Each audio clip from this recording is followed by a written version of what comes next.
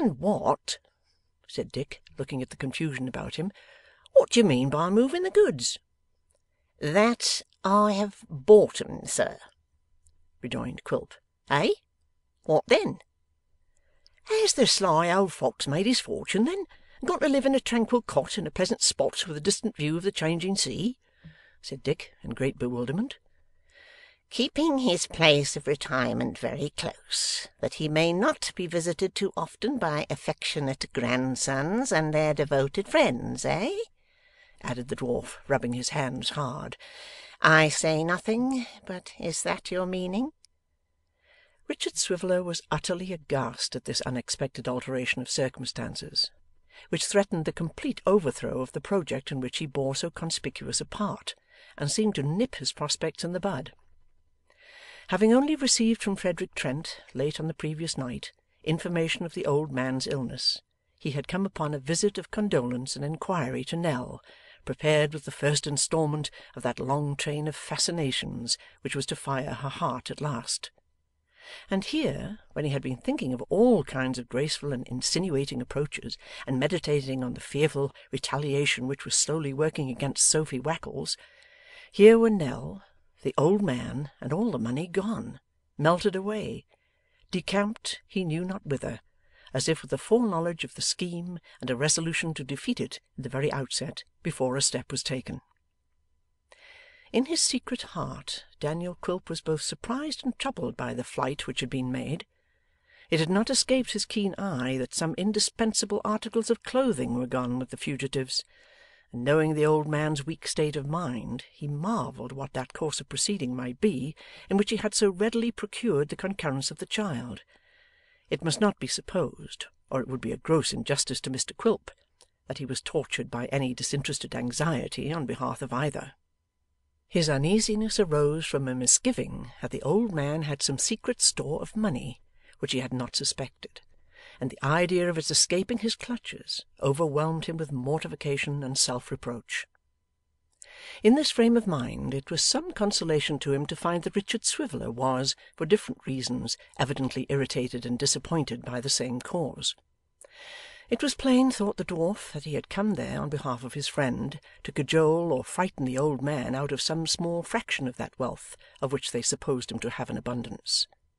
Therefore it was a relief to vex his heart with a picture of the riches the old man hoarded, and to expatiate on his cunning in removing himself even beyond the reach of importunity. 'Well,' said Dick, with a blank look, 'I suppose it's of no use my staying here.' 'Not the least in the world,' rejoined the dwarf. 'You'll mention that I called, perhaps?' said Dick. Mr Quilp nodded, and said he certainly would, the very first time he saw them. 'And say,' added Mr Swiveller, 'say, sir, that I was wafted here upon the pinions of concord, that I came to remove, with the rake of friendship, the seeds of mutual violence and heart-burning, and to sow in their place the germs of social harmony. Will you have the goodness to charge yourself with that commission, sir?' 'Certainly,' rejoined Quilp. 'Will you be kind enough to add to it, sir,' said Dick, producing a very small limp card, 'that is my address, and that I am to be found at home every morning. 2 distinct knocks, sir, will produce the slavey at any time. My particular friends, sir, are accustomed to sneeze when the door is opened, to give her to understand that they are my friends, and have no interested motives in asking if I'm at home. I beg your pardon.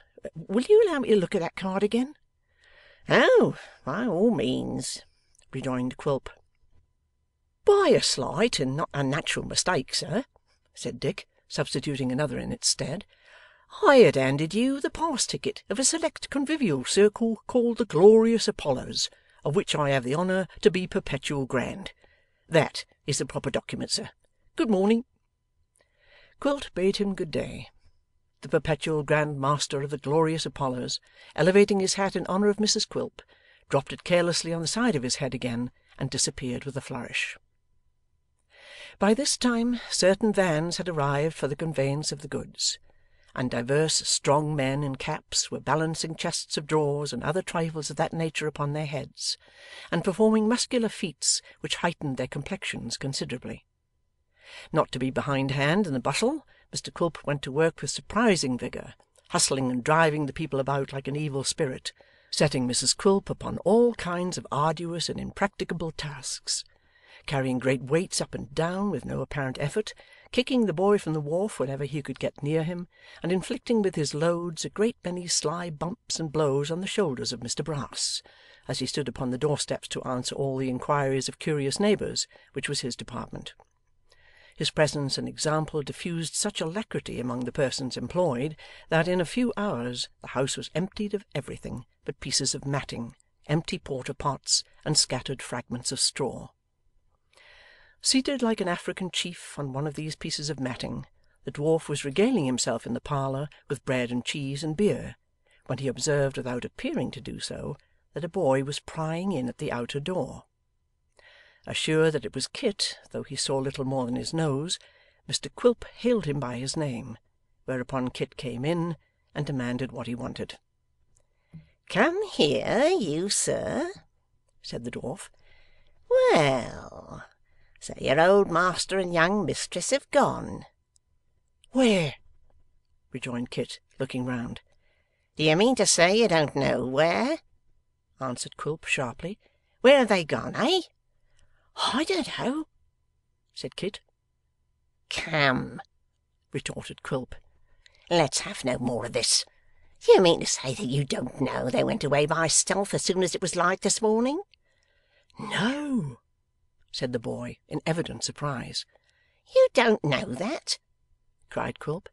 'Don't I know that you were hanging about the house the other night, like a thief, eh? Weren't you told then?' 'No,' replied the boy. 'You were not?' said Quilp. 'What were you told then? What were you talking about?'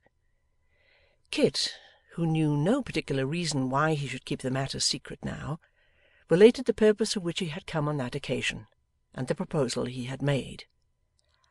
'Oh!' said the dwarf, after a little consideration. 'Then I think they'll come to you yet.' 'Do you think they will?'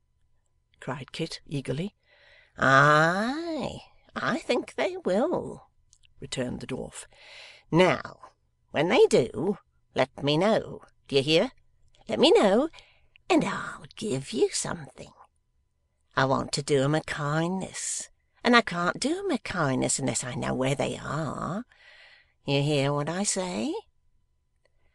Kit might have returned some answer which would not have been agreeable to his irascible questioner, if the boy from the wharf, who had been skulking about the room in search of anything that might have been left about by accident, had not happened to cry, 'Here's a bird! What's to be done with this?'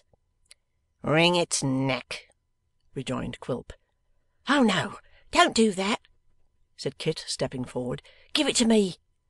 'Ah, I dare say!' cried the other boy. 'Come, you let the cage alone and let me wring its neck, will you? He said I was to do it. You let the cage alone, will you?'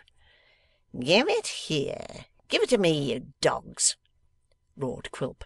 'Fight for it, you dogs, or I'll wring its neck myself.' Without further persuasion, the two boys fell upon each other, tooth and nail, while Quilp, holding up the cage in one hand, and chopping the ground with his knife in an ecstasy, urged them on by his taunts and cries to fight more fiercely. They were pretty equal matched, and rolled about together, exchanging blows which were by no means child's play, until at length Kit, planting a well-directed hit in his adversary's chest, disengaged himself, sprung nimbly up, and snatching the cage from Quilp's hands, made off with his prize. He did not stop once until he reached home, where his bleeding face occasioned great consternation, and caused the elder child to howl dreadfully. 'Good gracious, Kit, what is the matter? What have you been doing?' cried Mrs Nubbles. 'Never you mind, mother,' answered her son, wiping his face on the jack towel behind the door. 'I'm not hurt. Don't you be afraid for me. I've been a-fighting for a bird, and won him, that's all. Hold your noise, little Jacob. I never see such a naughty boy in all my days.' 'You have been fighting for a bird?' exclaimed his mother. 'Ah, fighting for a bird,' replied Kit. 'And here he is, Miss Nelly's bird, mother, that they was a